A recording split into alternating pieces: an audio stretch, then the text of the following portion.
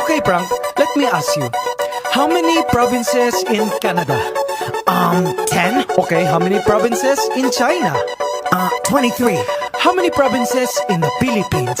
I don't know. How many? Believe it or not, 81. Abra, Kalinga, Aurora, Laguna, Maguindanao, Ifugao, Isabela, Aklan and Basilang, Sulu, Biliran, Leyte, Cagayan, Bulacan and Palawan, Batanes, Batangas, Bohol, Guimaras, Agusan del Norte, Agusan del Sur, Capiz, Cavite, Bataan, Masbate, Ilocos Norte, Ilocos Sur, Tadlac, Tawi-Tawi, Cebu, Sarangani, Camarines Norte, Sorsogon, Compostela Valley, Quezon, Zambales, Camarines Sur and Bukidnon, Zamboanga, Sibugay and Del Sur, Albay, Zamboanga del Norte din, there's Pampanga, Nueva Ecija, Nueva Vizcaya and Camiguin. These are the Philippine provinces. Every Pinoy in the world comes from one of them. Mabuhay! These are the Philippine provinces. There are 7,107 islands. Davao Oriental and Occidental, Davao del Sur, Davao del Norte, Negros Oriental and Occidental, Siquijor Mountain, Southern Leyte, South Cotabato, Catanduanes, Sultan Kudarat, Pangasinan, Misamis Oriental, Iloilo, Nogon Samar and the eastern one, Surigao del Norte and del Sur, Misamis Occidental, Samar, Lanao del Norte and del Sur, Oriental Mindoro and Rizal, Benguet Antique and Marinduque, Dinagat Islands, then Romblon, Quirino Apayao and Cotabato, Occidental Mindoro, La Union.